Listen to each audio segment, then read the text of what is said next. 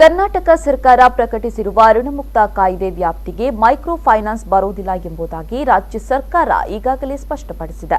ಹಾಗಾಗಿ ಇಂತಹ ಸಂಸ್ಥೆಗಳ ಸಾಲ ಮನ್ನಾ ಇಲ್ಲ ಎಂದು association of Karnataka micro finance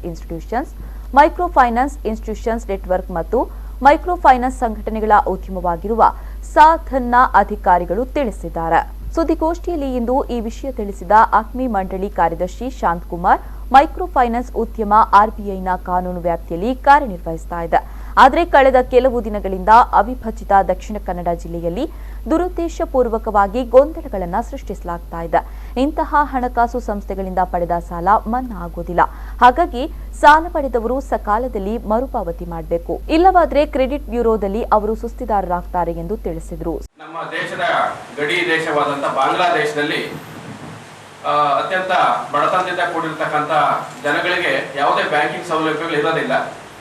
ಆಗ ಪ್ರೊಫೆಸರ್ ಮೊಹಮ್ಮದ್ ಯೂನಸ್ ಅವರು ಒಂದು ಜಂಟಿ ಹೊಣೆಗಾರಿಕೆ ಗುಂಪು, ಜಾಯಿಂಟ್ ಲಯಬಿಲಿಟಿ ಗ್ರೂಪ್ ಅಂತ ಹೇಳ್ತೀವಿ, ಇದರ ಮುಖಾಂತರ ಪರಸ್ಪರ ಒಂದು 5ರಿಂದ 10 ಜನ ಕೆಲಸ ಮಾಡತಕ್ಕಂಥ ಮಹಿಳೆಯರು ಒಟ್ಟಾಗಿ ಗುಂಪಾಗಿ ಸೇರಿ ತಾವು ಪಡೆದ ಸಾಲಗಳನ್ನ ಮರುಪಾವತಿ ಮಾಡಿಕೊಂಡು ಹೋಗತಕ್ಕಂಥ ಒಂದು ಯೋಜನೆಯನ್ನ ಪ್ರಾರಂಭ ಮಾಡಿದ್ರು.